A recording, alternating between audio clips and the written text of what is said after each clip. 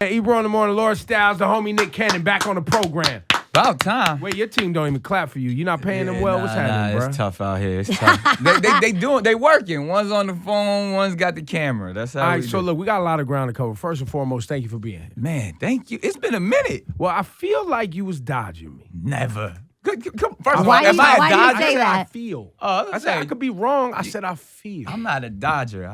And you my man. Like, No, I know we go. Yeah. But that's why I felt like you was dodging me. The request never came. you know what's crazy? And I'm gonna keep it a stat because, I got a lot of business at Viacom and all that stuff. I run into a lot of other people all the time. Right. And our connect used to be a publicist that I'm not really with no more. So I felt like we never, you and I didn't connect. It was even weird how I got here today. I was like, yo, just have them hit me.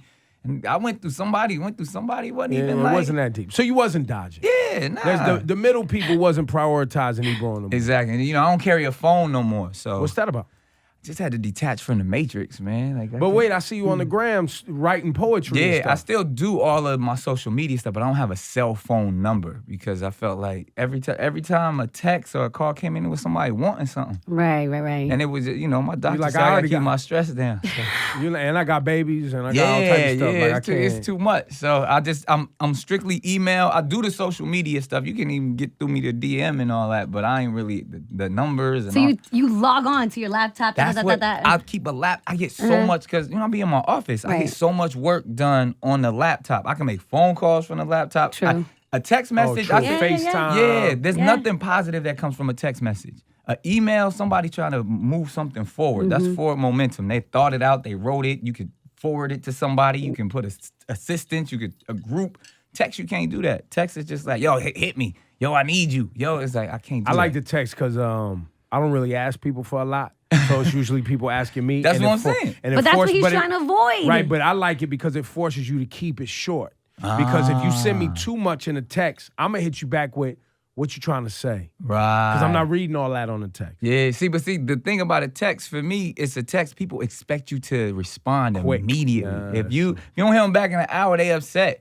Email, they give you at least 24 hours Right, to answer right, an right. email. That's true. And then I can put my assistant on that. People, I'm saying, yo, read that for me, like all that. Like, Nick, what is with the poetry on social media? Because you're doing a lot of there's a lot of reasons for you to be outspoken and positive and shedding light and uplifting. Yeah. But you were never my source for social consciousness and poetry. And now I'm seeing you doing it. Why is that? Why what's is crazy? that where you I at? mean, when you think about it, like even going all the way back to the late '90s, early 2000s, I was doing like the "Can I Live" stuff, and Facts. I always had it. Yeah, but facts. and it was just other things overshadowed what my passion. But I've been doing poetry since I was 8 and going to slams. I okay, feel I like didn't know. I'm an artist. Like at the end of the day, people didn't know I did stand-up comedy. People didn't know I played instruments. It's just like it's just something that I do. But because of the Spoken Sundays and because of Instagram and stuff, I've been able to this is a perfect platform for me to get my poetry off. And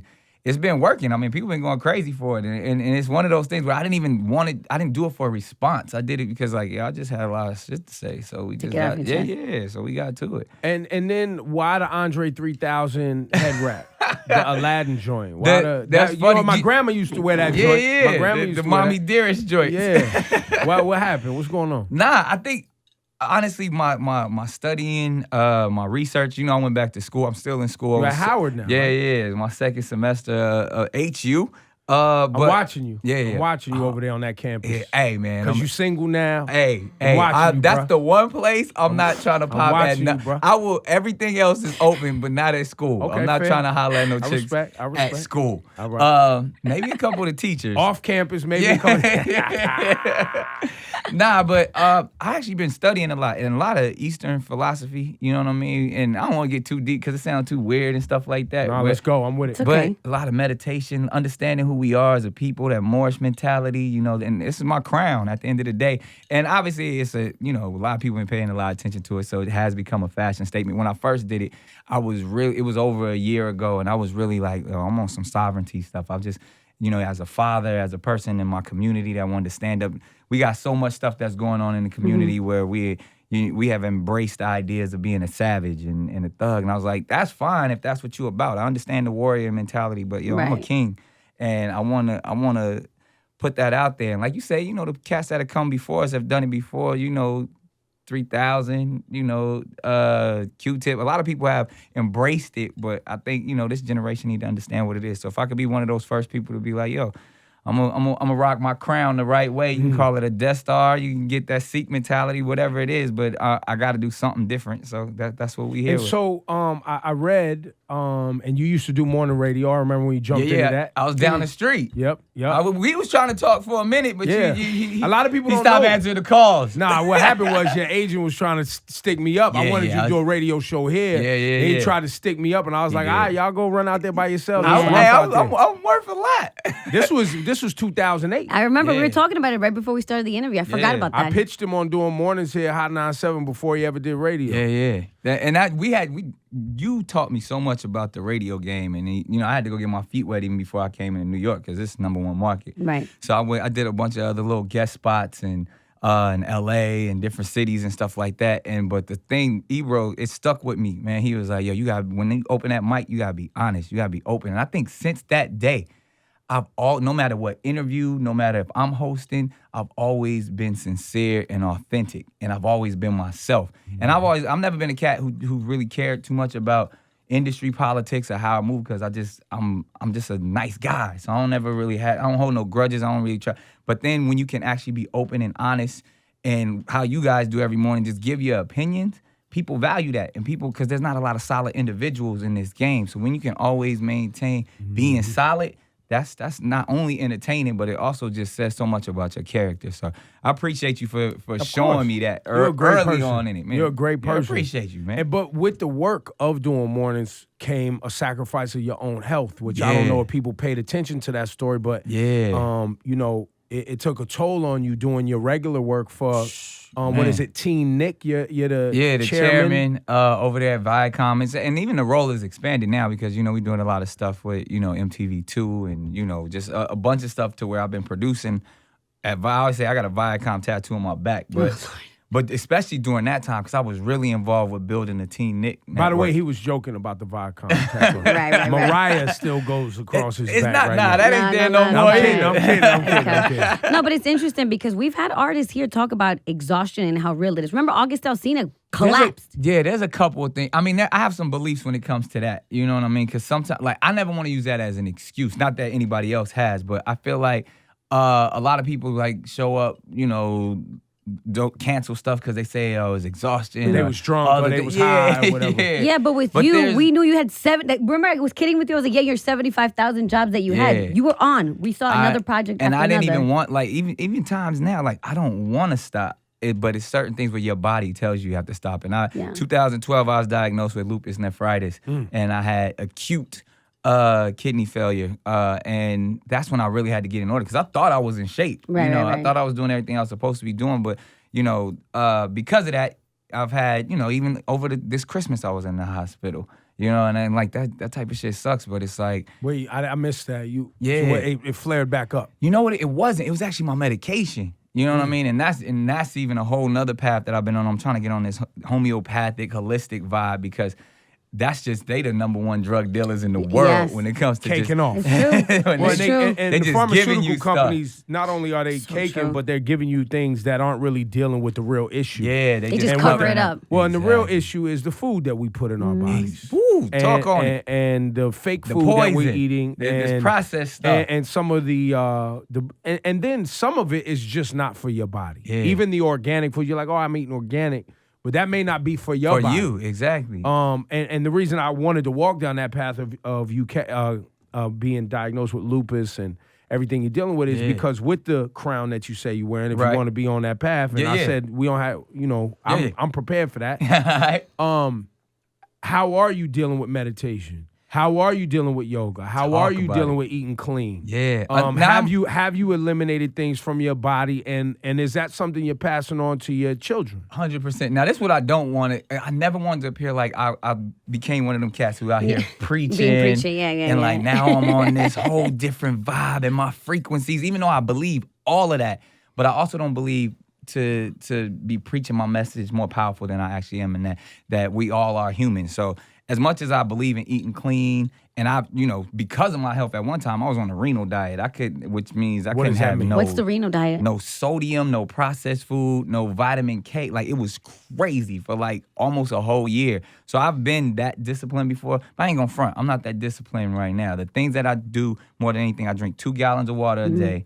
I juice, so at least 2 vegetable juices a day, and I calculate my protein and my carbs. But I ain't gonna act like I never mess with fast food or sodas or none of that type of stuff. But I'm a candy crackhead. Like, it's certain things. That you still hooked. Yeah. Hey, that's a drug, dude. Yeah. So sugar is definitely a drug. It's certain things that I definitely can't let go, and I don't want to get out here and act like I'm eating better than everybody else. But I'm trying, because I'm one of those people that if I don't eat right, if I don't live right, it ain't no, I'm gonna gain some weight. It's I'm in the hospital. Right. So you gotta be on it. Yeah. I gotta be in the best shape I See, can possibly be. My hook is still that tequila. You know what I mean? Yeah. Like, I eat clean, and then I might have like a turkey burger or something on the weekend. But Right. I'm gonna have me a couple of tequilas. As bruh. you should. I mean, it's about balance, but that's why I think someone like you, it's important that you talk about it. All about balance. Because I think people, so we're always talking about that's corny. Yeah. Or I don't want to be that I don't give a person. fuck. I'm Yeah, trying to But live. I think the more people talk about it and see how real it is and see how it affects you, be like, oh shit, I've had XYZ and I never thought of it. Like, I had really bad acid reflux, and I was taking Nexium, and I was like, yo, these purple pills are terrible. As soon as I switched out my diet, I realized I don't even need these fucking drugs. They and tried they were to put so me on expensive. I was taking 33 pills a day. Now I take 2. Just because you eliminated and fixed your diet, brought all that stuff off. Exactly. And they'll tell, it's funny, I used to mess with my doctors. Like, I go and they give me like, perfect, everything's great. And I'm like, yeah, because I ain't been taking them pills for the last 6 months. And they'll be like, wait, hold on. I'll be like, nah, like, I'm doing it. And by no means are we sitting up here saying that you watching this should not take the pills prescribed by your doctor. Oh, no. Keep it a stack. No. I still take my kidney medicine. I Yeah. still take, it's certain things. Take your medicine. Yeah, I told my doctor when I was in the hospital over Christmas, I was like, yo, only give me the stuff that's keeping me alive. Right. Everything else that you trying to do preventative, like, just take me off of it. And then we'll analyze it. I'll come see you more often, So now, I go get my blood work and everything in LA, every other week. And do your research. And read up on all that stuff. The more knowledge, the more information you can get about your own health, your own body, that's what it's really And people about. don't understand how much the food, literally, every single thing that you're putting in your body is either contributing to you being healthier or dying faster. It is that real. Yo, this is my 3rd liter of water already this morning. And I ain't even been up more than like 2 hours already. So it's like... Do you drink alcohol? Nah, I don't mess with alcohol. No alcohol. Nah. No weed, no... Little puff. Little puff. I was going to say, you got to steam something with that turban on, you know what I mean? This is from the earth. You know what I mean? So, Nick, you're divorced. Yes. I've been that for a minute, bro. Yeah, it's been a while. You, sir. Yes. Let's get up to it, though. I remember you proposed to a woman in Times Square, and you was going to marry this mom. I mean, marriage was Ebro always been like my big bro to be like, he's the big brother just be shaking his head over there on the side. This nigga want to be married so bad. This nigga want to be married. And that's commendable. But on the other side of divorce, does Nick Cannon go for it again? Hell no. I think I because you saw how many times I shot my shot. That's you know right. what I mean? Like, I was really trying to be the husband and thought that's really what I wanted. It's not for me. I realized. But you don't think it depends on the person? Nah, No? it's not for me. You understand? Like, even on the path that I'm walking and with my sovereignty, it's just certain aspects that you be like, yo, my dedication, because I believe a marriage is something that is honored and exalted by God, and that's because everybody can't do it. You got to have that blessing. You got to have that right ordained order, and understand that the man and the woman, when they come together and create that covenant, like, you got to be serious about it, because if not, the devil will sleep in and just shoot all of that down. And I don't even have time to focus on it like that. One, I got all the love I need. I got beautiful children, you know what I mean? And I got different missions in life when I'm trying to, help the community, when I'm trying to be an artist.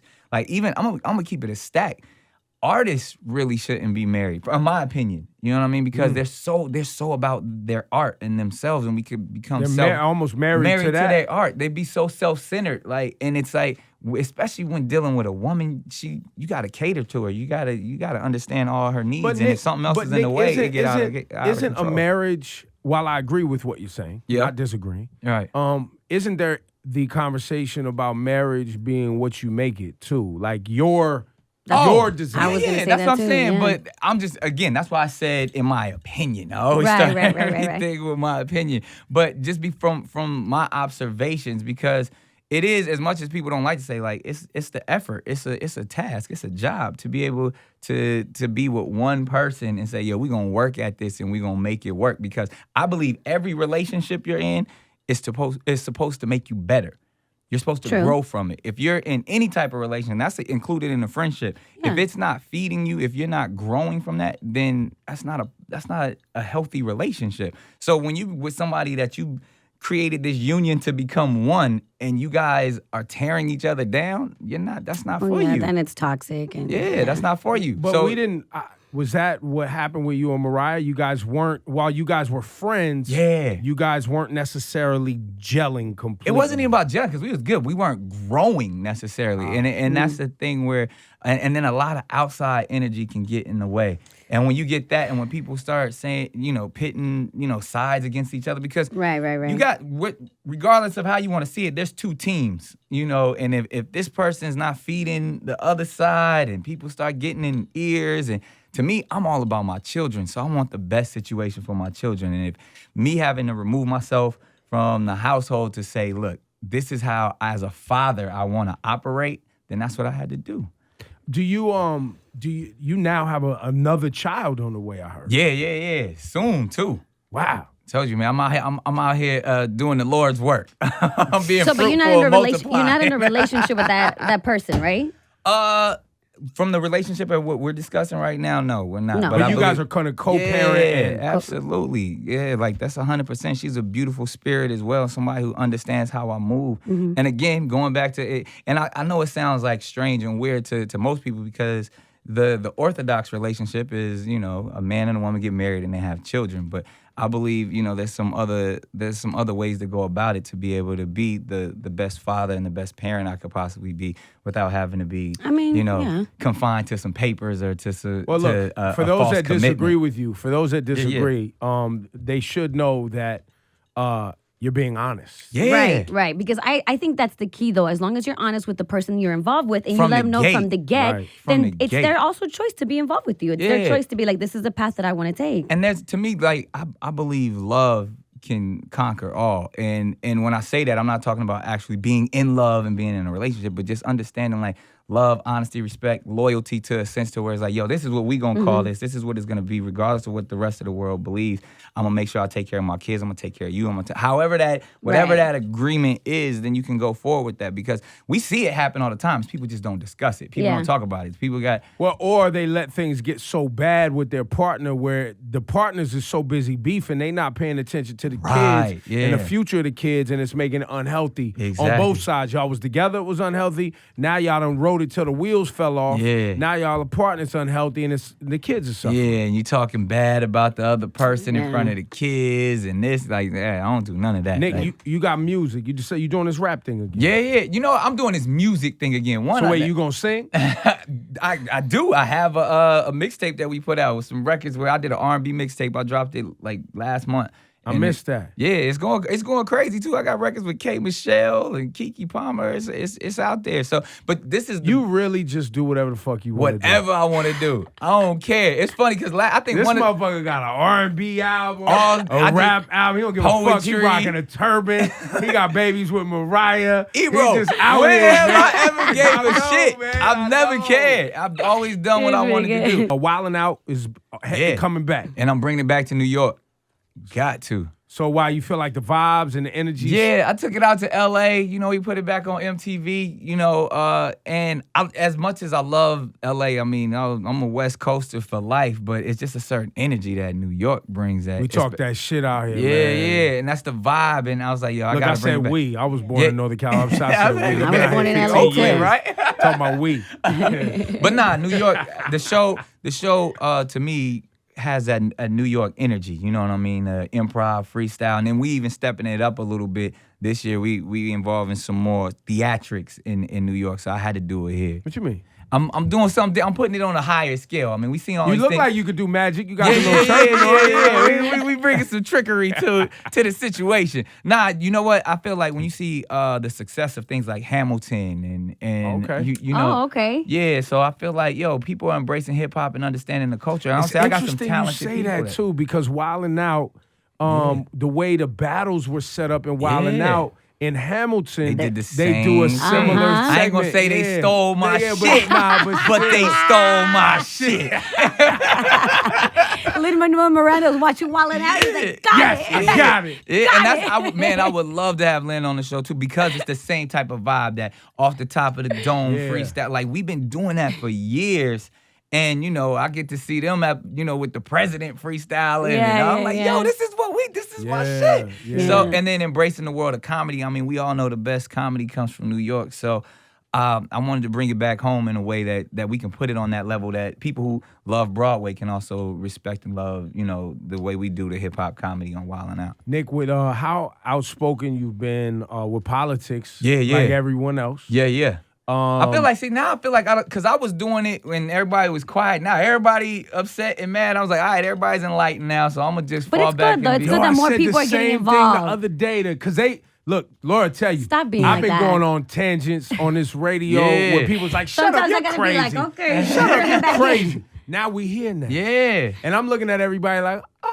Yeah, now everybody upset. Now everybody want to march. Now I can chill. I'm with y'all. Yeah. But I'm a chill. Yeah, because I don't want to say I told you. Why don't you but I just told take you. it like you guys inspired people and that's it? Well, that's a But good people thing. was mad at me. People was mad for the stuff that I was saying because I was Like even what? Like what I was saying. I was on my WEB Du Bois where I was like, yo, there's no such thing as two parties. There's just one evil party with two names. Like I'm coming from that place of where, like, you got to understand this system was not built for us. That's it right. was designed for us to fail. And whether you talking about the prison industrial complex, where we talking about the population control with eugenics and Margaret Sanger. Like, when I get into that, people get all nervous because I'm going way People, too. was it like your agents be like, wait, well, I Nick. don't give a fuck about what they say. Let's Like, not talk about that. Those people work for me.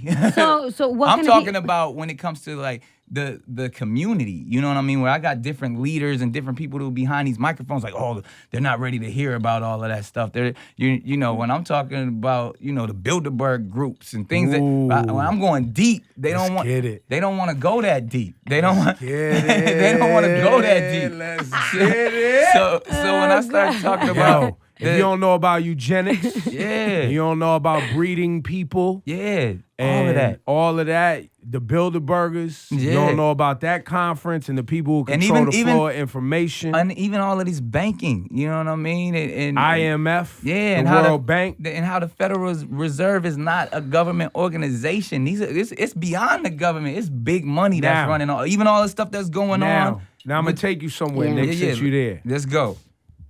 Part of this was and is the generations that came before us, Right. inability to communicate effectively, Right. and allow its youth to be dependent only and solely on our public school system. Right. So you're not getting all the information that you could get because the public school system is preparing you to go to work in this country. Yeah. yes. And It is preparing not- us to go to jail. And others to go to jail Yeah. if you don't know how to navigate. Yeah, exactly. And keep your calm. And if you eating bad food, Exactly. and Your can't home keep ain't your calm, right, and your they home wanna ain't diagnose right, you and with acting ADD, out and bang, bang, bang, and put then they Pump you full of drugs. and then yeah. you have behavioral issues because your Exactly. water's poison, and then they Exactly. put you in jail. Exactly. But some of that is our inability to stay over multiple generations engaged. Right. It's also been our inability to make sure that our money earned becomes wealth and we buy things and control and invest in ourselves. And our neighborhoods. Right. You know, we thought when desegregation happened, when we could jump up out of our neighborhoods and run over and thought live, we was winning. We thought that was the win, or to go to school. So that was just 1969. Right.